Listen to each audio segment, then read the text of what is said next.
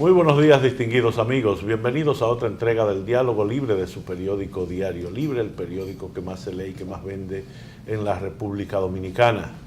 Hace un par de días el presidente de la República Dominicana, el licenciado Danilo Medina, estuvo en la Asamblea General de las Naciones Unidas y tocó un tema que es de palpitante actualidad para los dominicanos. Se trata del problema del cambio climático, como usted lo quiera llamar, no importa. Es algo que nos va a afectar de muchísimas maneras en un país que vive del turismo y que vive también de lluvias frecuentes para su producción agrícola, entre otros beneficios.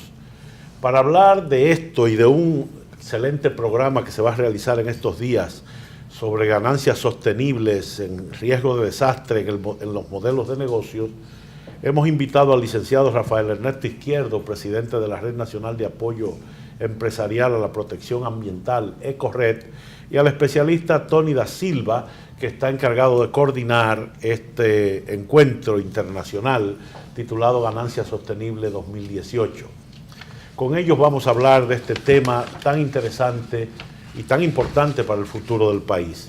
El panel de periodistas que tendrá a su cargo la conducción de este diálogo libre está encabezado por el periodista Eli Heiliger, subjefe de redacción de apertura de Diario Libre, Adalberto de la Rosa, periodista encargado de la sección de comunidad, y Ramón Rodríguez, de la redacción integrada de Diario Libre. En unos instantes arranca este diálogo libre con Rafael Ernesto Izquierdo y Tony da Silva, a quienes damos la más cordial bienvenida con nuestro agradecimiento por haber aceptado esta invitación. Buenos días, muchas gracias por estar acá. Buenos días, antes que nada muchísimas gracias por la invitación. Realmente, como usted mencionaba, esto es un tema que nos apasiona y que realmente es un tema de mucha boga, y yo creo que en el tiempo cada vez lo va a hacer más.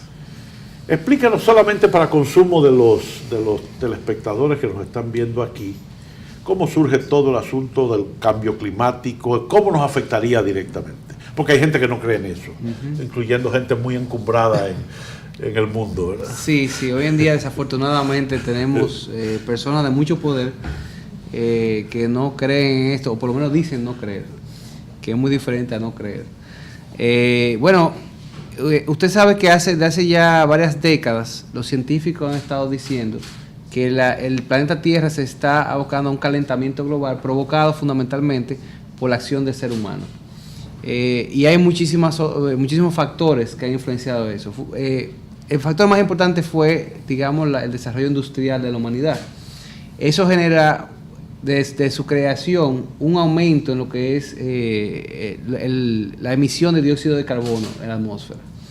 Y eso va haciendo que la Tierra vaya cambiando. Eso crea una capa que va destruyendo la capa de ozono, y esa capa de ozono es la que nos protege de la radiación solar.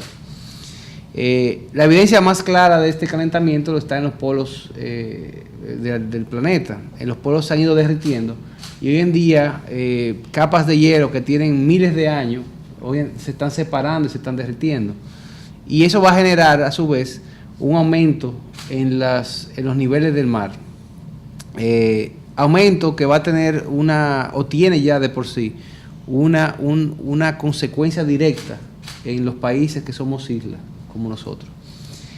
Ya hoy en día se habla de países que van a desaparecer.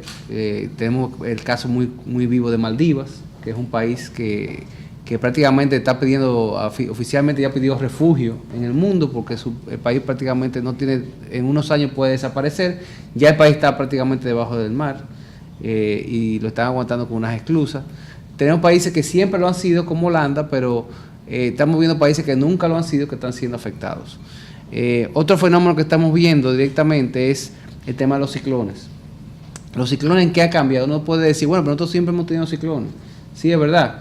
Pero los ciclones de ahora son más frecuentes, y ahora vemos que son prácticamente trenes, uno detrás del otro. Más frecuentes, más lentos en su velocidad de traslación, traen más agua, y eso genera unos problemas fundamentales y graves a nuestros países. Y hemos visto muchísimos casos, por ejemplo el caso de Mitch en Honduras, que destruyó prácticamente el 80% de la infraestructura del país. El caso del año pasado de María, que fue catastrófico para Puerto Rico, un país que en teoría es parte de los Estados Unidos, que todavía al día de hoy no se ha podido recuperar de los efectos de María. Yo no creo que hay duda de que un María nunca nos va a afectar a nosotros. Nosotros sabemos que un María nos va a afectar a nosotros, la pregunta es cuándo. O un Florence, que ahora acaba de llegar a Estados Unidos. Exactamente, o sea, es realmente, nosotros los dominicanos tenemos un folclore muy interesante porque decimos que nos protege la Virgen de la Altagracia y que la tenemos trabajando 24/7. Bueno, pero yo creo que al mismo tiempo, usted sabe el cuento del náufrago que decía que Dios me va a salvar y tuvo muchos puntos de bueno, nosotros nos está pasando igual. Nosotros lo que nos están avisando, y si nosotros no nos preparamos para lo inevitable, realmente un día la Virgen de la Altagracia no nos va a salvar. Y eso es precisamente lo que queremos plantear en este seminario. Queremos plantear, desde el punto de vista del sector privado, qué puede hacer el sector privado para prepararse, para cambiar su forma de actuar, para prepararse ante un desastre natural, que puede ser un ciclón o puede ser un terremoto. Pero es una realidad, los organismos internacionales hoy en día lo ven como algo tan importante que el Objetivo de Desarrollo Sostenible 11 es precisamente sociedades más resilientes. Y a lo que se refiere ese objetivo precisamente es que las sociedades, en vista del cambio climático que es inevitable y que ya está aquí, tenemos que ser más resilientes hacia los efectos de eso. República Dominicana es de los 10 países más afectados por el cambio climático. Nosotros, desde el punto de vista, en EcoRed también trabajamos el tema de, digamos, obviamente de la recuperación y de la protección del medio ambiente. Pero desde el punto de vista de protección del medio ambiente y recuperación de los recursos naturales, lo que República Dominicana puede hacer es relativamente poco para lo que es el efecto del cambio climático. Sin embargo, desde el punto de vista de las consecuencias de ese cambio climático, República Dominicana, como le dije, es de los 10 países más afectados en el mundo porque somos una isla. Entonces, sin duda alguna, esto es un tema que fíjese que ya, como usted mencionaba, el presidente ya está mencionando a Naciones Unidas y menciona marcos que se han creado precisamente para buscar, yo no diría proteger, sino más bien compensar a los países afectados como nosotros por las consecuencias. Nosotros no rompimos los platos, pero lo estamos pagando, porque realmente los principales responsables de esto son los países más desarrollados. Mencionamos el caso de Estados Unidos. Estados Unidos ahora mismo está en una política, digamos, regresiva en este sentido, pero también está el caso de China, está el caso de Europa.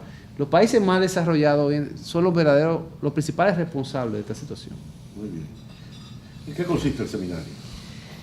Yo quisiera previamente compartir un par de detalles según lo que comentaba Rafael, porque creo que son sustantivos para comprender el problema. Primero, el tema del cambio climático es real, es tangible, es visible, por lo que tenemos que tomar conciencia de las implicaciones que tiene de cara a cada uno de nuestros países. República Dominicana está entre los 10 países más vulnerables por los efectos del cambio climático, precisamente por su condición geográfica. Y desde esa perspectiva, lo que procura el seminario es poder generar un nivel de conciencia nivelado en relación a los asistentes que nos acompañen, pero adicionalmente a eso dar herramientas muy concretas de cara a cómo abordar el tema.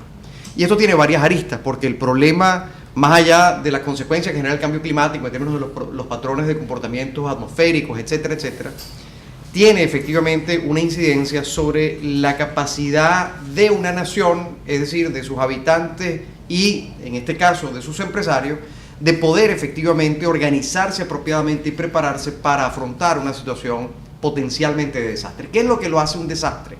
Bueno, el impacto relacionado a cuán preparados hayamos estado para minimizar ese riesgo. Entonces, un evento natural podría no significar un desastre dependiendo efectivamente de los avances que se pueden realizar en términos de prevención. Entonces, cuando sobreviene un evento y se traduce en un desastre porque las implicaciones son mayores, eso requiere una capacidad de respuesta y tener una capacidad de respuesta colocada in situ que permite una recuperación muy rápida de cara fundamentalmente, primero, a salvar vidas, que es un elemento clave en el marco de cualquier evento natural, pero luego a comprender el impacto que eso tiene desde el punto de vista empresarial a la operación de cualquier organización.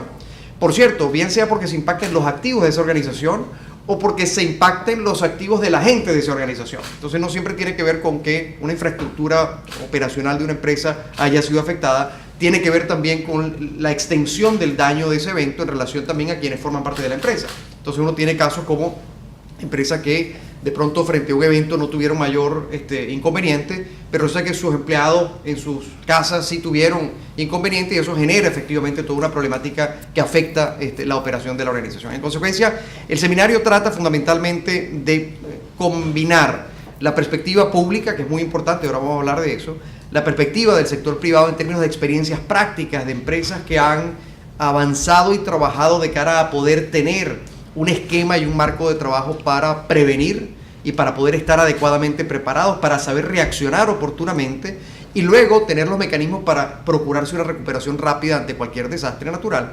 Y evidentemente, desde el punto de vista internacional, vamos a contar con un par de charlas magistrales muy importantes de cara a darnos precisamente eso, marcos de trabajo sobre los cuales cualquier organización puede tomar, aplicar el método para poder efectivamente prepararse de la mejor manera. Para eso, de hecho, hay un marco de trabajo que fue acordado por Naciones Unidas en su reunión de Miyagi, que es el marco de Sendai, que fundamentalmente resume en 4 grandes pasos el método para trabajar sobre el tema de desastres naturales. Uno tiene que ver con que toda organización, por cierto, uno puede trasladar esto al plano personal por igual.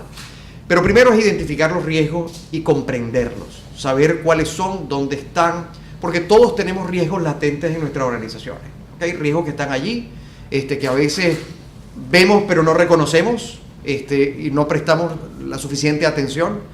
Una vez que los comprendemos, en consecuencia, podemos tener herramientas para trabajar sobre la gobernanza en la organización de cara a cómo nos vamos a poner de acuerdo para trabajar sobre ese riesgo, para mitigar ese riesgo o para atender ese riesgo si se activa, si emerge. ¿De acuerdo? Ese proceso que es el inicial es crítico porque en la práctica es lo que permite en efecto la prevención y es lo que permite estar mejor preparados para. ¿Okay? Eso es como en el caso de algunos eventos, como el caso de terremotos, por ejemplo, que son impredecibles, por lo menos los efectos atmosféricos nos dan cierta capacidad de anticipación porque tenemos herramientas tecnológicas para hacerlo. Pero los terremotos nos toman por sorpresa, ¿no? Entonces depende de cuán preparado estoy para reaccionar inmediatamente de cara a minimizar el daño que ese evento puede producir en mí. Pero una vez que tengo la mitigación de ese riesgo o tengo planes para la mitigación, entonces puedo efectivamente comenzar a trabajar no solamente la tarea de poder minimizar el impacto que puede tener en mí, sino comenzar a trabajar en los planes de recuperación sobre la base de escenarios posibles. ¿Okay? Entonces uno trabaja ahí sobre la hipótesis de cuál sería el impacto, ese impacto cómo puede efectivamente tener en mi organización un daño determinado, cómo lo confino y cómo efectivamente entonces me preparo para dar una recuperación muy rápida. Esto es particularmente crítico, por ejemplo, en empresas de servicio público. Cuando hablamos del sector eléctrico, por ejemplo, es fundamental porque el sector eléctrico debe recomponer su servicio muy rápidamente. Veamos lo que ha pasado en Puerto Rico después del paso de María, que ha sido realmente crítico y muy lamentable, donde un año después todavía hay ciudadanos que no tienen acceso al servicio eléctrico, por poner un ejemplo. Pero eso aplica para múltiples empresas. Con el agravante de que cuando ocurre un desastre natural, no solamente las organizaciones van a tener que preocuparse por su actividad económica, sino también por su entorno. Y estamos hablando entonces de las comunidades, estamos hablando de la sociedad y el impacto que ello está teniendo, porque parte de la expectativa social va a ser cuál es la respuesta que efectivamente esa organización o esa empresa va efectivamente a dar para contribuir a la resolución de un problema que ahora es común, que nos afecta a todos por igual. Entonces eso lo hemos visto cantidad de veces, empresas de alimentos que por ejemplo embotellan agua de manera masiva para poder atender a lugares que han sido afectados por lluvias importantes o por desastre natural. Este marco que plantea esos pasos, la gobernanza, por cierto, y no quisiera dejarlo pasar, es muy importante no solamente dentro de la organización, sino que hay un tema crítico y es la relación entre la empresa o la organización y el Estado. Porque va a ser fundamental, va a ser crítico poder establecer los mecanismos de coordinación y los mecanismos de trabajo en conjunto para poder efectivamente entre las autoridades y el sector privado poder trabajar en conjunto con un buen plan para poder efectivamente atender las necesidades que van a surgir de cualquier evento de esta naturaleza. Entonces, ese marco lo que plantea es fundamentalmente, por una parte, la necesidad de elevar nuestro nivel de conciencia en las organizaciones. Eso incluye a organizaciones como un medio de comunicación por igual, en este proceso. y obliga, yo creo que cuando uno tiene un cierto nivel de conciencia sobre algo, entonces ya uno no puede dejarlo pasar por alto, ¿no? Para decirlo en manera muy coloquial, uno no se puede hacer el loco. En consecuencia, uno tiene que afrontar esa realidad y tiene que darle una respuesta de una u otra forma, ¿no? Porque ahí se convierte ya en una expectativa de la organización. Entonces, el seminario lo que efectivamente propone es elevar el nivel de conciencia, conocer el nivel de preparación que puede servir de modelo para otros en relación a cómo algunas empresas, ahí vamos a tener 3 empresas de distintos sectores, el sector de la construcción, el sector eléctrico y el sector de servicios, donde empresas como Cemex, CEPEM y Grupo Universal nos van a compartir lo que han avanzado en esta dirección, porque tienen planes y tienen efectivamente pues muy bien instaurados acuerdos para poder manejar circunstancias de esta naturaleza. Y luego, pues, 2 charlas magistrales en relación fundamentalmente a eso, al marco de trabajo general que propone Naciones Unidas para el tema, y muy importante, el cómo esto procura o intenta generar sociedades que sean más resilientes, que puedan enfrentar mejor este tipo de riesgo y en consecuencia, proteger lo más importante para todos nosotros, primero la vida, y luego la capacidad de un país de mantenerse competitivo, sostenible, activo, frente a cualquier circunstancia que le pueda ser adversa. Entonces creo que eso resume un poquito el espíritu del evento. Yo creo que usted se está refiriendo a la empresa, pero eso es totalmente aplicable a la familia también. Totalmente. La familia tiene que saber qué hacer, los niños tienen que saber, usted tiene que saber cómo se habitualla para una circunstancia de hasta para dónde coger en caso de que... Y por eso empecé por allí, empecé porque esto es perfectamente trasladable a el plano personal. Uno en su casa debe tener un plan de contingencia, uno debe tener la prevención de saber, frente a un evento, cómo puedo protegerme mejor en mi hogar, cómo debo yo tener, en el caso, por ejemplo, de áreas que son activamente sísmicas, por ejemplo, yo en mi casa tengo un botiquín cerca de la puerta de la casa, con todo lo necesario para 2 o 3 días digamos, posteriores a un desastre natural, en términos de primeros auxilios, alimentación y agua, que son 3 elementos clave para la cantidad de personas que forman el núcleo familiar. Entonces, son elementos fundamentales que también pueden ser llevados efectivamente al hogar, sin duda. Don Eli. Sí, yo, una de los principales problemas que tiene este tipo de situación es la falta de conciencia de la población y aún así del mismo Estado en relación al cambio climático, que es algo que es nuevo, diríamos yo, dentro de la agenda mundial. ¿Ustedes tienen algún plan de llegar a la mayor cantidad posible de público para comenzar a educarlo al margen del sector empresarial? Bueno, creo que este seminario es el primer paso en esta dirección.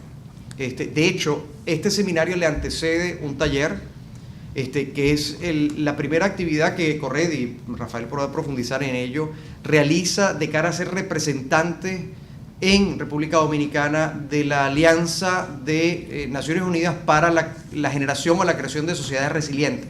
ARICE es el nombre de la iniciativa. Del sector privado. En ese sentido, yo creo que ahí hay un primer paso importante que podrá efectivamente, a partir de la discusión que tengamos en el marco del seminario, evaluar desde el sector privado y en el marco del Objetivo de Desarrollo Sostenible 17, que son alianzas público-privadas, cómo efectivamente poder generar, para elevar el nivel de conciencia de la población, iniciativas que permitan efectivamente lograr ese objetivo. Y me permito sumar algo importantísimo por lo que usted comenta. El problema de los eventos naturales en relación a desastres naturales tiene mucho que ver con la incidencia humana y es un problema multifactorial. Entonces, déjame poner un ejemplo muy simple, muy sencillo, que por cierto tratábamos hace poco también, y es un tema que Corred ha tratado muchísimo, el tema de los residuos, ¿no? La disposición de los residuos. Cuando en el marco de una sociedad la disposición de los residuos no es la apropiada, y nosotros vemos que hay dispersión de los residuos porque la gente bota la basura en cualquier parte, en los ríos, en las cañadas, en los desaguaderos, en los aliviaderos de aguas de lluvia, etcétera. Al final toda esa basura, cuando viene, por ejemplo, una tormenta fuerte, o viene un ciclón, o viene un huracán, pues simplemente se tapa. Es así de sencillo, y en consecuencia todo se inunda. esa consecuencia, más allá de lo que podamos ver en relación a si la infraestructura tiene la capacidad para absorber o no la cantidad de lluvia, etcétera, simplemente ese efecto, la falta de conciencia en términos de la disposición de los residuos, es un ingrediente adicional que pone en riesgo la propiedad, que pone en riesgo la vida. Ayer, por cierto, yo, por mi acento ya se habrán dado cuenta, yo soy de origen venezolano, y ayer me llegaron imágenes de mi país, en el estado Vargas, que es el estado que colinda con la ciudad de Caracas, separado por una montaña, y que es costero, unas lluvias torrenciales, donde ya en el año 99 tuvimos una desgracia terrible con un deslave que pues acabó con la vida de muchísimos ciudadanos, muy lamentablemente, y ayer veíamos imágenes similares, imágenes en relación a pues grandes torrentes de agua que bajaban por las calles llevándose todo a su paso. Ese riesgo está también directamente vinculado con el nivel de conciencia que nosotros podemos generar en la población en relación a, por ejemplo, lo que significa la disposición de residuos. Bueno, es un ingrediente. Lo vimos aquí en la playa. En la Lincoln, lo vimos en la playa. Lo vimos hace unos días, llovió y la Lincoln se inundó, digamos, de una manera significativa. Y lo vimos también en la playa con lo que trajo efectivamente el río Sama hacia la costa en relación a basura, fundamentalmente plástico. Entonces, ahí hay una tarea muy importante que hacer en esa dirección, sin la menor duda. Adicional a lo que dice, a lo que menciona Tony, aunque el seminario en particular está muy orientado a la empresa, realmente dentro de los planes de contingencia que queremos que todas las empresas generen, está todo lo que es todo su rango de acción, como mencionó Tony hace un rato, y eso incluye todo el personal. Entonces la idea es que la empresa sea un ente de propagación de información y de conciencia, para que ese personal, si una empresa tiene por ejemplo 1,000 empleados, si eso se multiplica fácilmente por 4, son 4,000 personas que ya estarían, enterados, alfabetizados en el tema. Ahora, el tema de educación es un tema fundamental en nuestro país, no solamente en este problema, sino en muchos otros que, como Tony mencionaba, quizá uno cree que no tiene nada que ver, pero realmente sí tienen que ver. Entonces nosotros tenemos un trabajo fundamental y bien profundo en que tenemos que hacer en el país, no solamente con el tema de la educación técnica, sino también con la educación fundamental, la educación ambiental, o sea, la educación de cómo nosotros actuamos como sociedad. Y el tema de los residuos sólidos es un ejemplo muy claro. Hay un tema allí que vale la pena. Yo ayer, por cierto, estaba leyendo unos informes de una reaseguradora suiza llamada Swiss Re, ¿no? Y los datos que arrojan son realmente impresionantes en términos del costo que al final tiene para los países la eventualidad de sufrir un desastre natural. Y estamos hablando, por ejemplo, que el año pasado se calculan 180.000 millones de dólares los costos asociados a desastres naturales. Este año, según ese informe de Swiss Re, ha disminuido un poco el monto. El primer semestre del año, enero-junio, se calcula en unos 36.000 millones de dólares en pérdida. ¿Okay? Esas son cifras extraordinarias. 36.000 millones de dólares es 2 veces el presupuesto, más de 2 veces el presupuesto de la nación en República Dominicana. Entonces, estamos hablando, digamos, de cifras extraordinarias que tienen un impacto efectivo desde el punto de vista económico para los países, donde es muy probable que con un poco de conciencia y con preparación por parte del sector privado y también del sector público en términos de capacidad para atender y recuperar, esos costos puedan efectivamente disminuirse significativamente. Y cuando uno tiene un grado de vulnerabilidad tan alta como lo tiene República Dominicana, bueno, 2 más 2 son 4, ¿verdad? Pareciera lógico invertir efectivamente en prevención de cara a mitigar el costo que puede tener para el país un evento natural que, como bien decía Rafael, es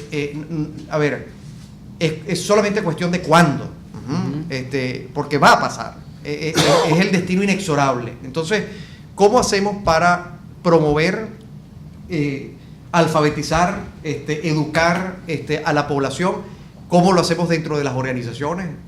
Yo me atrevería a decir que a partir de mi experiencia trabajando con algunas empresas localmente y dando clases en algunos centros de estudio acá, haciendo un sondeo tal vez metodológicamente no estricto, pero sí permite tener un pulso. Bueno, el porcentaje de empresas que tienen preparadas sistemas de manejo de contingencia ante desastres naturales o ante cualquier otro tipo de contingencia o crisis son las menos. Es un porcentaje bajo de ellas. Me atrevería a decir que un 40% más o menos. Esto no es un tema solamente de grandes empresas tampoco.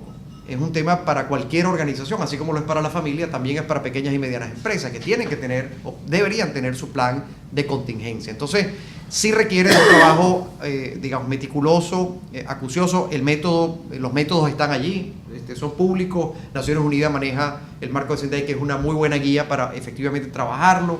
Pero es cuestión de voluntad y es cuestión de comprender que la inversión que se hace en ello siempre va a ser más económica que el impacto posterior a una organización que no esté preparada. Siempre. Y en los 25 años que tengo en el manejo de crisis y contingencias para empresas, puedo dar fe de esa aseveración. Es mucho menor el costo si uno trabaja en prevención, que si uno tiene efectivamente que luego trabajar en la recuperación sin haber tenido la prevención necesaria para mitigar el riesgo.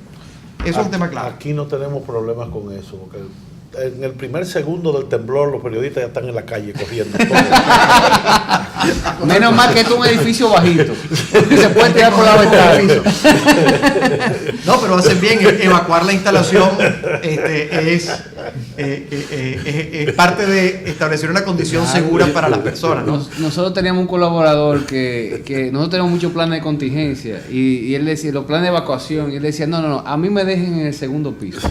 ¿Y por qué? No, pues mi plan de contingencia es esa ventana. Saltar por ahí. Bueno, este tema de la vulnerabilidad al cambio climático, hay un tema muy importante y es el de la responsabilidad extendida de las empresas. Y uno piensa, cada vez que ve desastres como el del malecón, una gran cantidad, sobre todo de plástico y foam, que llegó al malecón, la responsabilidad de esa empresa es el origen de esos productos. Por ejemplo, Francia ya está tomando medidas. Francia ha prohibido el uso de bolsas plásticas y otros países, pero nosotros todavía no estamos en eso. Se viven produciendo millones de potecitos de botella, plástica y ese tipo de cosas. ¿Por qué no atacar el problema de origen? ¿O qué se está haciendo para atacar el problema de origen? ¿Por qué no cambiamos el hábito de usar el plástico por otro material menos dañino al medio ambiente? ¿Y qué se está haciendo en ese sentido? Bueno, ese tema en el Correo lo hemos trabajado mucho, tenemos alrededor de 7 años trabajando ese tema en particular. Y realmente es un tema muy complejo. La sustitución del plástico no es tan sencilla, o sea, es bastante compleja en sí. Hay que decir que el plástico es un gran invento. Correcto. Independientemente de lo que ocurra, pero es un gran invento. Es así. Entonces, muchos países inclusive han acudido a algunas prohibiciones y han tenido que regresar de esas prohibiciones porque se han convertido en no prácticas. En nuestro país en particular hay un problema básico con el tema del plástico, que por ejemplo el tema de las fundas plásticas, muchas personas utilizan las fundas plásticas para precisamente depositar los desechos. Entonces, si eliminamos las fundas plásticas, podríamos estar generando otro problema en vez de resolver el problema integral. Yo creo que ese problema tiene muchas vertientes. La primera vertiente importante es el tema de educación. La segunda vertiente fundamental es que, en mi opinión, la solución a ese problema es la valorización de esos plásticos. Si nosotros buscamos un esquema donde ese plástico tenga un valor, yo estoy seguro que no va a llegar a los ríos y menos al mar, porque la misma gente lo va a recoger. Entonces, actualmente hay una ley que se está discutiendo, que está actualmente en el Senado, y eso está en un proceso de discusión profunda entre el sector privado, el Estado y la sociedad. Pero yo creo que eso va a ser una ley que es relativamente inminente, y eso va a generar un marco regulatorio que va a permitir que realmente se genere un sistema de recolección. Yo recibo gente todas las semanas que me vienen con un negocio que tiene que ver con el tema de plástico o tema de residuos sólidos, botella, lo que sea. Y yo le digo lo mismo a todos los que vienen y me dicen, no, que vamos a hacer bloques a partir de plástico, que vamos a hacer plancha de foam, que lo vamos a devolver a la industria. Y bueno, pero es que el problema es que nada de eso funciona si no tenemos un sistema de recolección del plástico. O sea, si nosotros no tenemos un sistema eficiente para recoger esos residuos sólidos, no solamente es el plástico, sino hay muchísimos otros. Está los vidrios, está el aluminio, se calcula que menos del 30% de lo que está llegando hoy en día a un vertedero debería llegar ahí. Entonces, realmente, ese es el problema. ¿Qué ha generado la crisis actual del tema del plástico? Lo ha generado varias cosas. La primera, obviamente la falta de educación siempre está ahí, pero uno de los problemas más graves es el tema del costo del petróleo. Cuando el costo del petróleo estaba a $100 por barril, Obviamente, le salía más barato a la industria utilizar una plancha reciclada que una plancha nueva. Cuando el precio del petróleo bajó por debajo de $50, eso cambió y le salía a la industria más barato utilizar una plancha nueva que una reciclada. Eso hizo que muchas de las industrias que se habían creado con relación al reciclaje quebraran. Hoy en día prácticamente no queda ninguna, quedan muy pocas. Y eso trae a colación uno de los problemas, por eso digo que es un tema muy complejo. Y es que hay que buscar un mecanismo donde se estabilice el precio de los plásticos, por ejemplo. Y eso se genera con subsidios. Como pasaba antes con la botella, las compañías refresqueras te daban 5 centavos por la botella, exacto, entonces ya exacto. era un negocio incluso para todo el mundo. De hecho, nosotros hemos propuesto un ejemplo. Nosotros no quisimos irnos ni a Finlandia, ni a Francia, ni a ningún país desarrollado, porque no digan, no, pero eso es allá. Nosotros propusimos un ejemplo que creo que es el que está apoyando la IRD, que es el de COSE, que es una empresa, una organización sin fines de lucro que existe en México, que es un prácticamente empezaron reciclando plástico y hoy en día reciclan de todo. Y México hoy en día recicla más que lo que recicla Estados Unidos, gracias a esa organización. Fue una organización que salió del sector privado, empezó con las embotelladoras, pero que hoy en día hay más de 400 empresas que están afiliadas a esa organización. Y eso ha generado un círculo virtuoso porque las mismas empresas que producen, ya sea plástico, botella, aluminio, lo que sea, han empezado a modificar la forma en que producen eso para que sea más fácil reciclarlo. Entonces, porque entienden mejor cuáles son las situaciones y los problemas que tiene la industria del reciclaje para poder reciclar eso. Entonces, yo le digo a mucha gente, esa gente que viene con los propuestas, le digo, miren, eso es muy fácil. Cuando tengamos los materiales garantizados, cuando tengamos una valorización de ese material, la industria va a surgir sola y vamos a hacer muchísimas cosas con esos materiales. Pero lo primero que hay que organizar es cómo lo vamos a recoger, la valorización de esos materiales, porque no solamente el plástico. Aquí lo que está ocurriendo por ejemplo, con residuos peligrosos es terrible.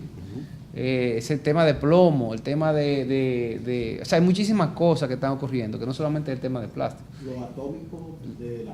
Exacto. Tratamiento contra el cáncer. Los radioactivos. Cómo se está manejando cada uno de esos materiales. Es un tema muy complejo, pero es un tema que nosotros como sociedad tenemos que buscar una solución, porque nosotros no podemos seguir en el siglo XIX, nosotros tenemos que realmente evolucionar. Y hoy en día tenemos esa sociedad, ahí sí me voy a países más desarrollados, donde prácticamente todo se reutiliza.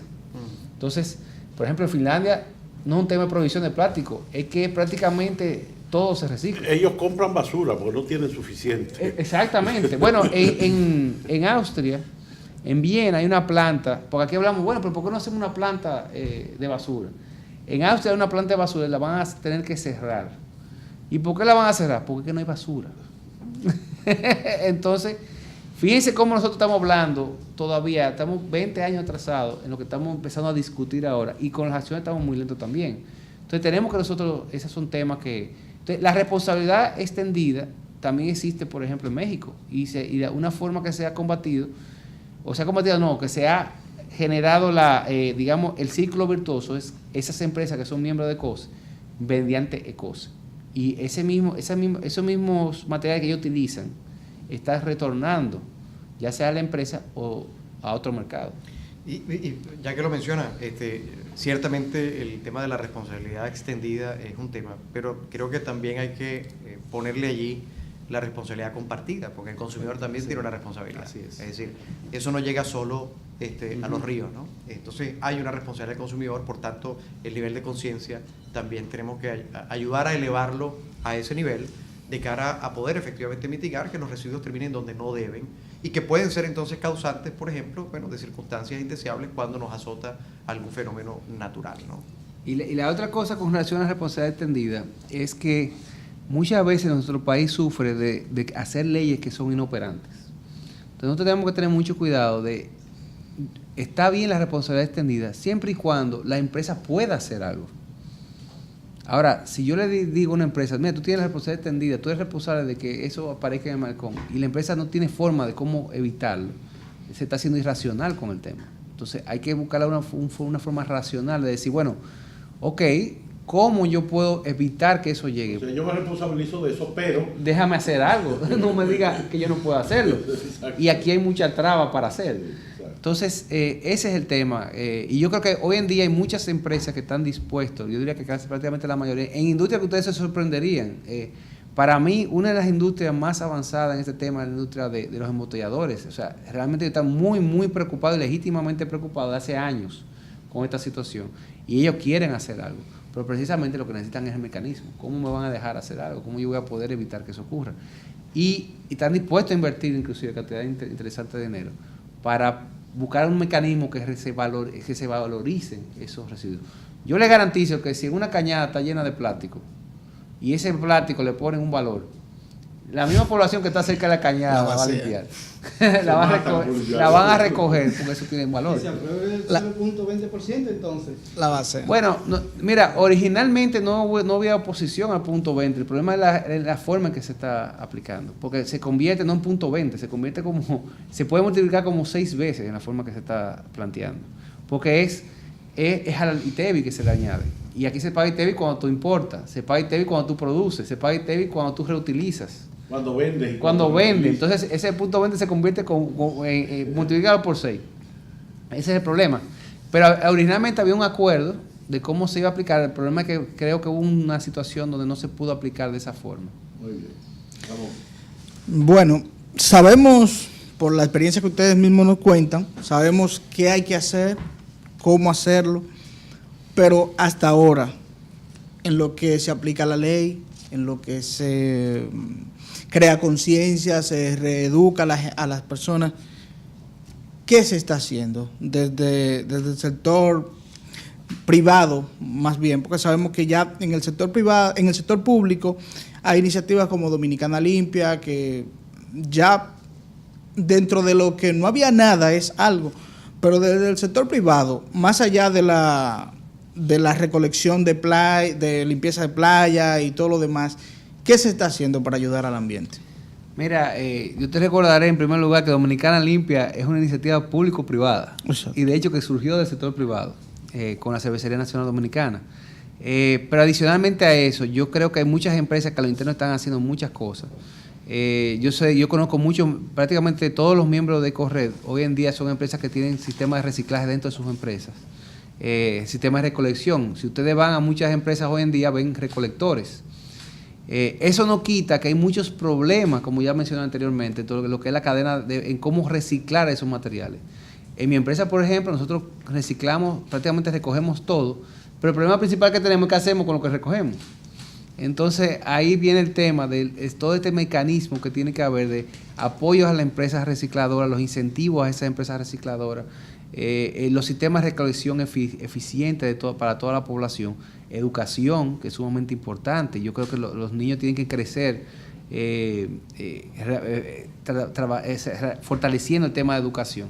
O sea que hay muchas cosas que se puede hacer como sociedad. Pero adicionalmente, volviendo al tema de los desastres naturales, también nosotros tenemos que entender como sociedad que eso es una realidad. O sea, eso no es algo que se inventaron en Estados Unidos y es una moda, es una realidad para nosotros, que nosotros vamos a sufrirlo. Y nosotros tenemos que prepararnos como sociedad. Hoy en día nosotros estamos muy orgullosos, yo creo que el primero que lo menciona es el gobierno, de todo lo que se ha hecho en infraestructura, de los puentes, las carreteras, las represas, todo lo que se ha hecho. Y efectivamente yo estoy de acuerdo en que se ha hecho muchas cosas, pero todo eso se puede perder en un día. Todo eso se puede perder en un día. Y tenemos casos que ha ocurrido, como el caso de Honduras, duraron 25 años recuperándose de Mitch. Entonces, nosotros como sociedad completa, el sector privado, el sector público y la sociedad en sí, tiene que entender que esto es una realidad. Y tenemos que empezar a actuar en base a eso. No hablar, sino empezar a actuar en base a eso. De algo que puede pasar mañana. Por ahí viene una tormenta, ya otra más, pero aunque... Entonces, esto es algo que vamos a vivir constantemente lidiando con ello. Y la verdad es que nosotros como país, nosotros no creemos el tema de los terremotos. Porque aquí tiembla relativamente poco que lo sentamos. Porque todos los días tiembla, pero no es una magnitud que lo sentamos. Si usted vive en Centroamérica, ahí tiembla todos los días. Y tiembla duro. Entonces el centroamericano está preparado y cree en eso, pero el dominicano no. Y a mí me consta que del Estado se han hecho algunos esfuerzos en realmente ir generando conciencia, ir generando planes. Sé que se ha hecho mucho en el COE, sé que se hizo, por ejemplo, un simulacro, me parece que fue el año pasado en Santiago, pero tenemos que seguir fortaleciendo lo que es la protección de todos estos temas. Yo quería agregar un par de cosas ahí. La primera es que nos fijamos en la infraestructura y esto, pero el país, la tercera parte de sus ingresos viene de unas playas que quedan en la orilla, por ahí, Así es. con hoteles que están pegados de la playa. Si esa playa desaparece la tercera parte del ingreso del país. Y no hablamos de los empleos y todo esto. ¿Qué va a significar eso como tragedia para el país? No lo estamos calculando. Uno. Segundo, en el caso de los terremotos, sabemos que hay planes de contingencia. Pero cuando yo estudié fuera del país, en un año, en la universidad donde yo estudié, se hicieron 4 simulacros. Simplemente tocaron timbre y todo el mundo tiene que saber por dónde sale. Y ya a los 5 minutos para arriba otra vez a seguir trabajando. Ese tema es crítico. Y es crítico, y me permito, a partir de su comentario, porque me ha tocado vivirlo durante muchos años, ¿no? Organizaciones que establecen, por ejemplo, unos protocolos y un manual de manejo de contingencia o de crisis y lo engavetan. Es decir, simplemente lo ponen en el librero como una misión cumplida, y no lo vuelven a abrir hasta que tienen efectivamente una circunstancia, pero pudieron pasar 10 años desde que se hizo a la circunstancia que están viviendo en la actualidad. Entonces, tener las herramientas, tener los protocolos y no practicarlos, ¿verdad? A partir de simulacros, hay distintos tipos de simulacros que se pueden realizar, simulacros de mesa, simulacros a gran escala, en fin, pero hay que hacerlo. Y hay que hacerlo porque eso es lo que permite efectivamente medir la capacidad de reacción que tiene una sociedad, que tiene una organización o que tiene una familia. Entonces, digamos, hacerlo y no practicarlo como no tenerlo, para ponerlo muy claro. Entonces, creo que eso que menciona es realmente clave, porque la ausencia de simulaciones o de ejercicios que permitan poner en práctica la vigencia de lo que está en los protocolos y en los manuales, etcétera, es crítico. Yo me he encontrado con casos de empresas que atraviesan una situación de crisis, no necesariamente relacionada con un fenómeno natural, pero cuando van a acudir a las herramientas que construyeron alguna vez estaban totalmente desactualizadas. Ya no aplicaban para las circunstancias, ya no aplicaban, ni siquiera las personas no sabían a quién llamar, con quién conectarse para resolver, en fin, es otro desastre. Entonces, eso es manejar una crisis dentro de una crisis. Eso lo hace doblemente peligroso. Entonces, yo creo que la prevención, que es crítica, es justamente para que no nos tomen desprevenida estas circunstancias, ¿no? Y en consecuencia tengamos la capacidad de salir lo más airoso posible cuando la naturaleza lamentablemente pues nos golpea. Se lo digo porque yo participé, me mostraron más bien un plan de contingencia de un organismo oficial de terremoto. Y después que terminaron la exposición, todo muy bien, las cosas, yo le dije, pero ustedes están usando los túneles para moverse por ahí. Lo primero que se te va a caer es el túnel, si hay un terremoto de verdad. Sí. Entonces, elimíname el túnel, ¿cómo tú llegas al hospital? Entonces, y así fueron surgiendo una serie de cosas. Digo, bueno, es que ahí es cuando efectivamente uno se da cuenta de qué es lo que funciona y qué es lo que no. Exactamente. Y al practicarlo es que uno se da cuenta que, bueno, que hay buenas decisiones y malas decisiones. Y para tratar de mitigar ese riesgo asociado a ello, bueno, es necesario efectivamente ponerse en los zapatos de la circunstancia, tratar de recrearla y en consecuencia ver cómo se comporta la organización y cómo se toman decisiones. La parte más importante, por cierto, en manejo de crisis es la capacidad que tenga la organización para tomar decisiones muy rápidas y poder implementarlas. Ese es el factor crítico más importante. En consecuencia, elementos como los que usted menciona son fundamentales. Siempre va a haber, se calcula que siempre, si un plan bien hecho, siempre tiene un 20% de cosas que van a salir mal. Sí, el aleatorio siempre va a salir. Así, claro. Siempre va a salir algo mal, pero es muy importante dentro del mismo plan, y eso se genera en base a la práctica, la capacidad de adaptación. Uno tiene que tener una capacidad de adaptación para prepararse para ese 20%. Es decir, bueno, el buen plan tiene plan A, plan B, plan C y plan D. Uno tiene que tenerlo. Y yo creo que ustedes pueden darse cuenta, yo estoy totalmente de acuerdo con el tema de la práctica de las contingencias. Nosotros hacemos evacuaciones anuales y a veces en todas nuestras instalaciones. Siempre, ¿Cuál empresa? Universal. Siempre le mandamos una comunicación Sí, a los medios de lo comunicación sabemos. para que sepan cuántas comunicaciones de esas ustedes reciben al año. Sí, así es. Entonces, ahí ustedes se dan cuenta que probablemente son muy pocas las empresas que están practicando sus planes de contingencia. Entonces, definitivamente, tenemos que, y eso son de las cosas que queremos lograr con este seminario, que las empresas entiendan que tienen que hacer. Hay otra cosa, quiero mencionar un tema que usted mencionó. Perdón, que es muy importante. Las escuelas tienen que hacer eso rutinariamente. Pero, don Y Adriano, los acabamos de ver con un temblorcito 5, 10 o 12 escuelas don Adriano, afectadas. le voy a dar, yo no quisiera. ¿Usted se acuerda del temblor de Puerto Plata? Ajá. ¿Qué fue lo único que se cayó? Sí, escuelas. Sí, escuelas. Entonces, es un tema crítico, Pero, viene el tema, un tema que usted mencionó, que no quiero dejarlo pasar, que es el tema del turismo. El turismo es una industria encadenada. Eso quiere decir que el turismo hoy en día es la principal exportación agrícola del país. Es interna. Es interna. Es interna.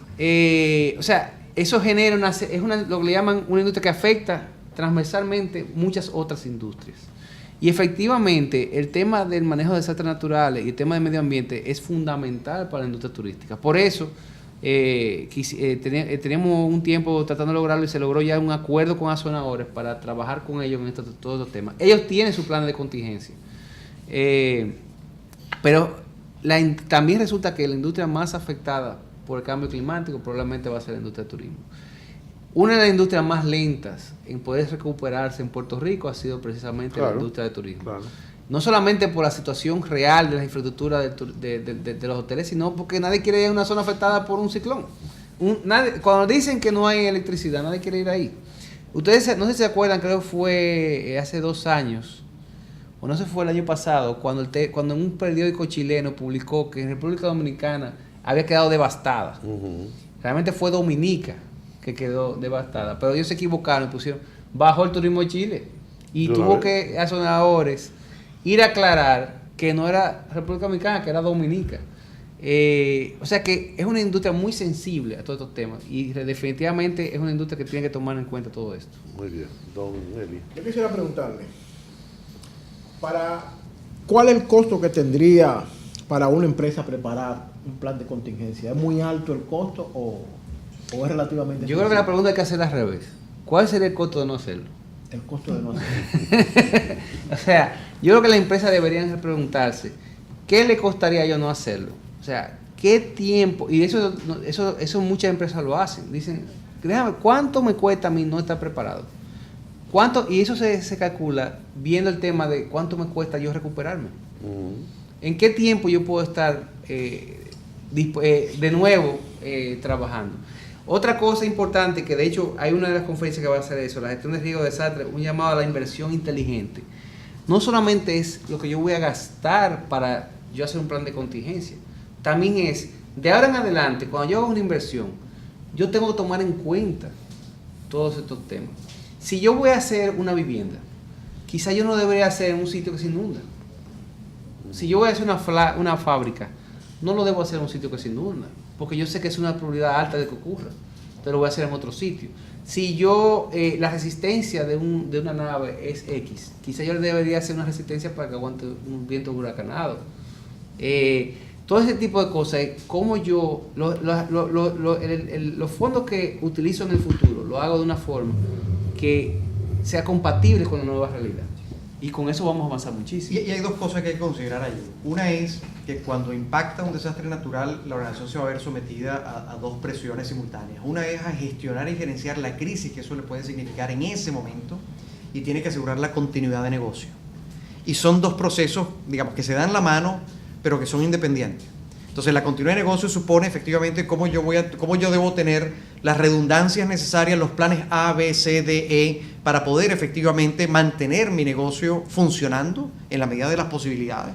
Pero voy a tener que hacer eso simultáneamente a gestionar una crisis que se me origina alrededor del problema porque afectó mis instalaciones o porque afectó a mi personal o porque afectó mi cadena de valor, ¿no? Y toda cadena es tan fuerte como la más débil de sus eslabones. Entonces, cómo se haya afectado efectivamente mi organización en todo su ámbito es lo que va a determinar, bueno, mi capacidad efectiva para recuperarme o para mantenerme en el mercado para poder surtir mi servicio o mi producto. Algunos de ellos críticos, además, en momentos de contingencia o de crisis generalizada en términos, por ejemplo, de un desastre natural. Entonces, ahí hay que combinar las dos cosas y ambas cosas tienen que estar en su lugar, ¿no? La capacidad para el manejo de crisis y los planes de continuidad de negocio para que efectivamente la organización pueda, pues, continuar prestando sus servicios de la mejor manera posible.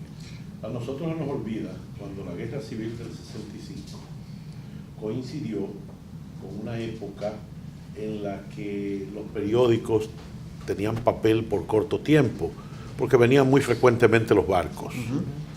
Pero resulta que a los 3 días de iniciarse la Guerra Civil se desbarató el puerto, un bombardeo, una cosa de esta. Los periódicos tuvieron que dejar de salir 4 días después de la Revolución, no tenían papel, entre otras razones.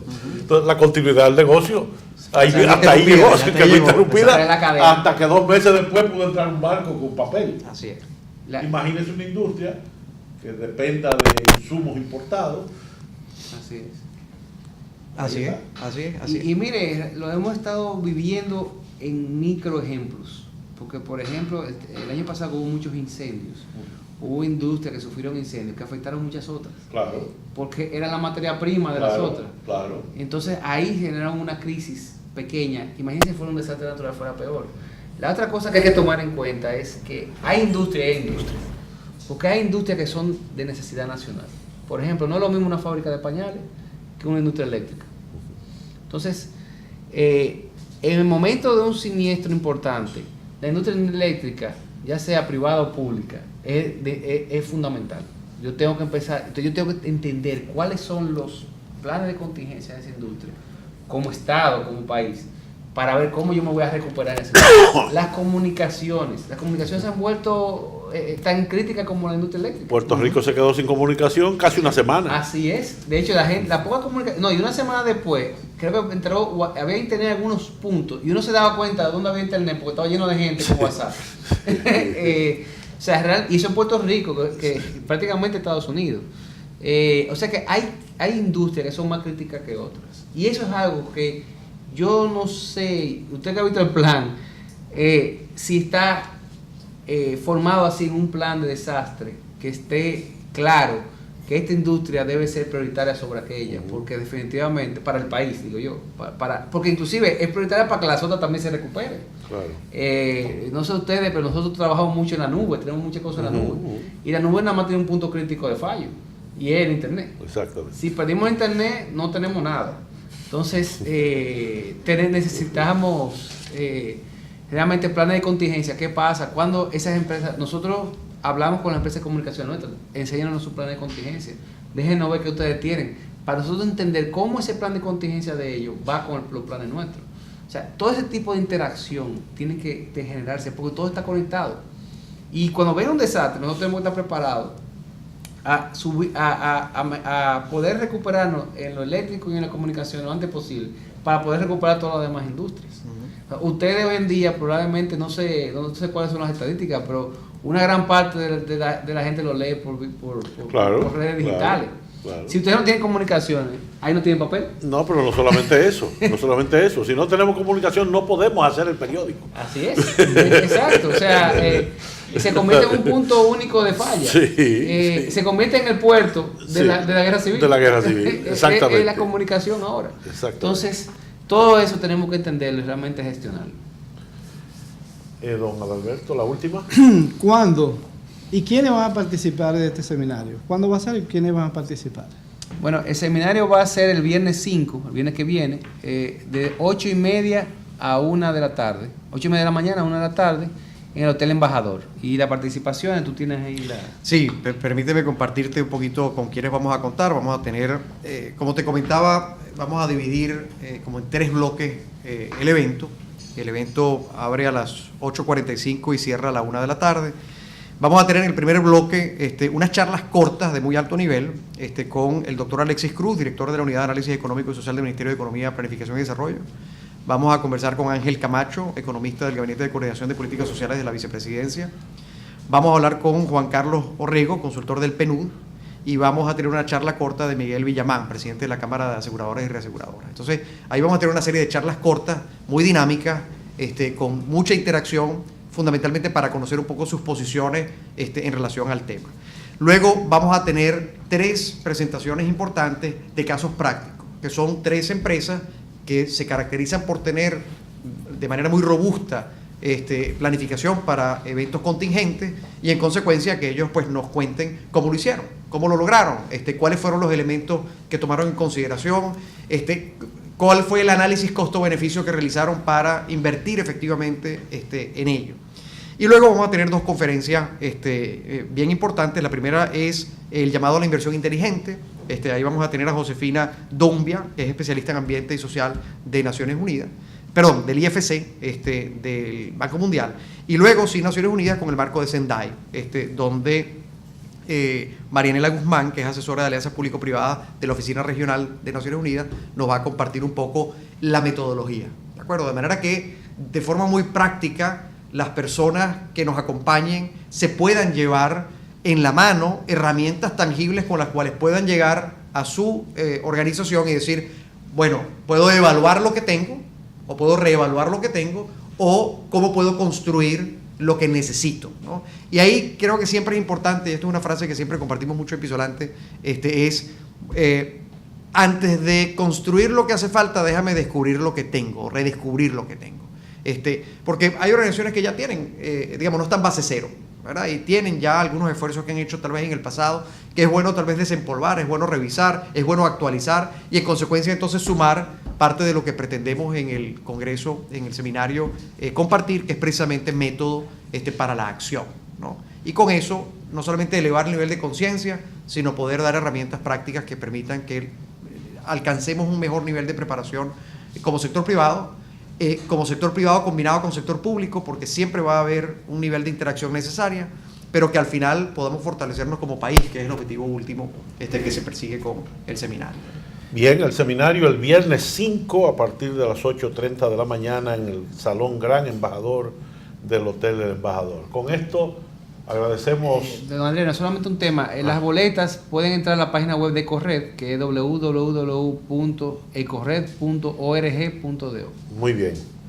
Agradecemos al licenciado Rafael Ernesto Izquierdo, presidente de Ecorred, y a Tony da Silva, el coordinador del seminario, su participación en este diálogo libre. A todos ustedes, muchísimas gracias por la atención prestada y hasta un próximo diálogo libre. Buenos días.